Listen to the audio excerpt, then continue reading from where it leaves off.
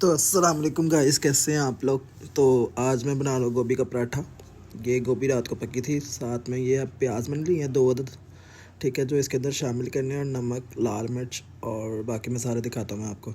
ये गोभी की सूरत हाल पकी हुई है, ठीक है ना। रात को आप पका सकते हैं, ठीक है। जब रात का सालन पका हो तो उसके साथ क्या कर सकते हैं, ये वो तरीक़ाकार है, ठीक है। ये मैंने 2 प्याज़ों को, जो है ना, प्याज़ों को अच्छी तरह से चॉप किया, और साथ में लाल मिर्च की 1 टेबल स्पून ली, और नमक 1/2 टेबल स्पून ली। और ये अब गोभी ऐड करूँ, क्योंकि नमक भी इतना जाएगा, क्योंकि आटे के अंदर मैंने नमक नहीं शामिल किया हुआ। नमक आटा सादा है तो फिर वो एडजस्टेबल हो जाएगा सारा काम। अगर इसके अंदर हरी मिर्च वगैरह ना होती तो फिर और ऐड कर लेते। अभी मैं इसके अंदर और गोभी ऐड करूँगा, मगर मैं अभी वैसे दिखा रहा हूँ कि ये देखिए मिक्स करनी, इसके साथ मिक्स करनी है, ठीक है, अच्छे तरीके से। ये मत समझेगा कि मैंने पता नहीं इतनी लाल मिर्च डाली कि नहीं डाली है। और इसके अंदर और गोभी ऐड करके मैंने जितना अपना बैटर रेडी करना था रेडी कर लिया अपने लिए।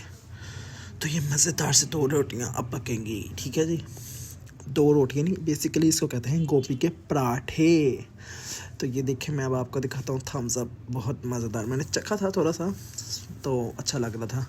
बेसिकली इस तरह चखने में आपको थोड़ा स्पाइसी ज़्यादा लगेगा और सॉल्ट भी तेज़ ही लगेगा, क्योंकि अभी रोटियाँ पकानी है तो फिर घी लगना है, तो फिर इसमें कुक होने के साथ आटे के साथ इसका मिक्सअप हो जाता है।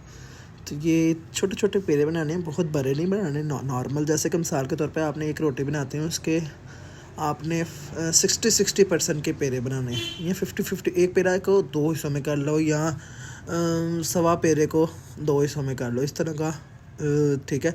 ये छोटे छोटे ही हैं, ये करीब किए मैं, इसलिए आपको थोड़े बड़े लग रहे होंगे, ठीक है। तो ये मैंने 2 रोटियों की यानी कि 4 पेड़े करने हैं। पहले एक साइड को बड़ा करना है, ठीक है। तो बेसिकली आपने एक साइड पे हुश्का लगाना होता है, दूसरी साइड पे हुश्का नहीं लगाना होता। मुझे यहाँ पर जल्दी में मैंने एक साइड पे भी छोड़ के दोनों साइडों पे हुश्का लगा लिया। जैसे नॉर्मल मैं रोटी पकाता हूँ तो मुझे आदत पड़ी हुई है वो, बस मैंने अचानक से दोनों साइडों पर लगा लिया। शुक्र है मुझे दूसरी रोटी का याद रहा और मैंने एक ही साइड पर हुश्का लगाया था, कि दोनों साइडों पे हुश्का लगाने से ना ये जो सी है ना आपस में फिर चिपकेगी नहीं, बीच में खोल सकती है पकाते दौरान। तो आपने एक ही साइड पे हुश्का लगाना है और एक साइड वैसे रहने देनी है, जो अंदर आएगी वो सादी होनी चाहिए। इसलिए मैंने फिर जिसके ऊपर हुश्का नहीं लगाया था उसके ऊपर आप देख सकते हैं हुश्का नहीं लगा हुआ, और उसके ऊपर पहले मैं बैटर, ये जो शामिल मैंने बनाया है गोभी का बैटर, वो ऐड करूँगा। बेसिकली ये इसको क्या कहते हैं, पीठी भी कह सकते हैं, जो भी आप कहते हैं आपकी मर्ज़ी है, ठीक है। अब इसके ऊपर दूसरी रोटी रख के ऊपर से इसको उंगली की मदद से, अभी यहाँ पर बेसिकली मेरे पास एक हाथ में कैमरा है तो मैं जैसे भी करके आपको दिखा रहा हूँ कि इस तरीके से आपने ना करना है। अब ये दोबारा से आप अच्छी तरीके से दबा लें ताकि ये ना हो कि खुलेगी। ये ना समझिएगा कि एंड तक नहीं पीठी जाएगी, जब आप ऊपर से प्रेस करेंगे ये किनारों तक पीठी चले जाएगी। थोड़ी सी आप पीठी ज़्यादा डालें ना तो फिर किनारों तक कूद ही जाती है। अगर आप कंजूसी करके 1-1 2-2 चमचे डालते हैं तो फिर किनारों पे कहाँ जानी है। तो ये देखें, मैंने बस एक ही साइड पे, इतना ज़्यादा खुश्का भी नहीं लगाना चाहिए। सादी रोटी जो सी होती है ना, ये जो क्या नाम है, घी वाली, तो बेसिकली उस पर ज़रा कम खुश्का लगाना चाहिए। मैंने सिर्फ इतना ही लगाया, दोनों साइड पर थोड़ा थोड़ा। ये साथ ही पकते यानी कि तवे पे जाते जाते ये समझ लो उतर भी जाएगा काफ़ी हद तक। तो बाकी ये जो सा ना, अभी मैंने इसको हाथ के साथ काफ़ी हद तक सेट किया। आप इसके ऊपर थोड़ा सा बेल, ये देखिए 50-60% तक तो मैंने हाथ से ही जो है ना इसको रेडी कर लिया। अब ये एक हाथ से बेलना चलाना बहुत मुश्किल था, इसलिए फिर मैंने इसके ऊपर हाथ रख लिया। अभी ये कैमरा पकड़ने की वजह से रोटी थोड़ी सी गड़बड़ हो रही है, मगर कोई टेंशन नहीं, ये आपने कोई टेंशन ही नहीं लीजिए। थोड़े से क्रैक आ गए हैं, ये क्या होगा, अब रोटी फट जाएगी या कुछ होगी। अगर आपका आटा सही गूंदा हुआ है तो कुछ भी नहीं होता। तो ये देखिए, इतनी बड़ी मैंने रोटी कर ली। अब मैं ज़रा कैमरा साइड पे करके, ये तवा मैंने पहले चूल्हे पे रखा हुआ था गर्म होने के लिए। गैस क्योंकि आ नहीं थी रही तो फिर मैंने सिलेंडर पे इसको ना रेडी कर रहा था। तो अभी इसको और थोड़ा सा बेलना बाकी है ताकि ये जो से ना अच्छी सी बड़ी हो जाए। फिर हाथ से थोड़ी सी कर सकते हैं आप।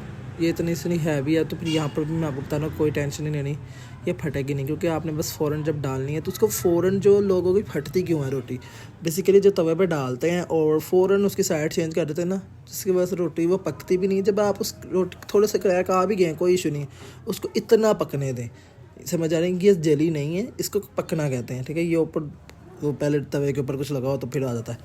एनी यहाँ पर मैं दूसरी रोटी को भी जो है ना रेडी कर रहा हूँ, ठीक है। उसके भी मैंने पेड़ों को इस तरीके से कर लिया, क्योंकि जब आप एक रोटियाँ पका रहे हो, मिसाल के तौर पे 2 या 10 रोटियाँ क्यों ना पका रहे हो, फिर आपका ये होता है कि पहली रोटी के साथ दूसरी रोटी, जब तक पहली रोटी पक के रेडी हो उतनी देर में दूसरी रोटी, पूरी रोटी जो है ना रेडी हो जाए।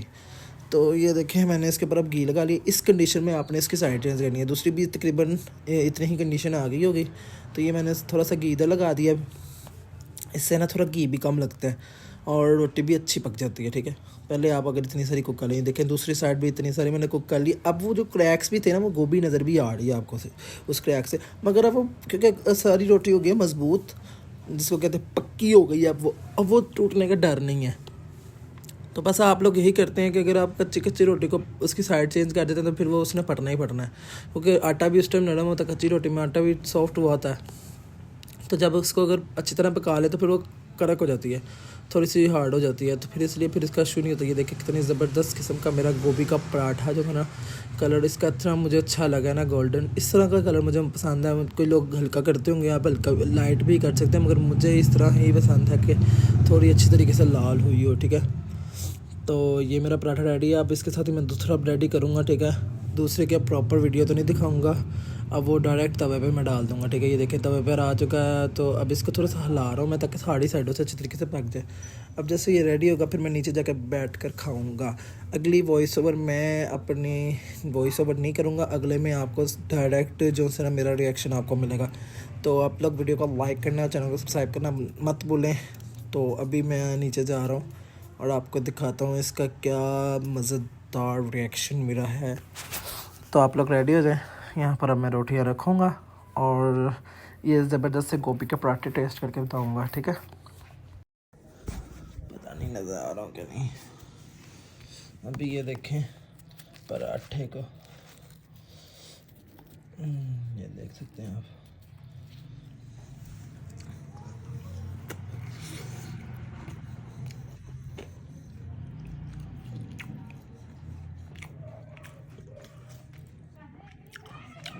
तो पराठा बड़ा मज़ेदार बना है, आप लोग भी ट्राई कर सकते हैं। गोभी का पराठा, जब गोभी रात की पकी हो, अगले दिन सुबह सुबह आप इस तरह से उसके अंदर नमक मिर्च जीरा प्याज डाल कर,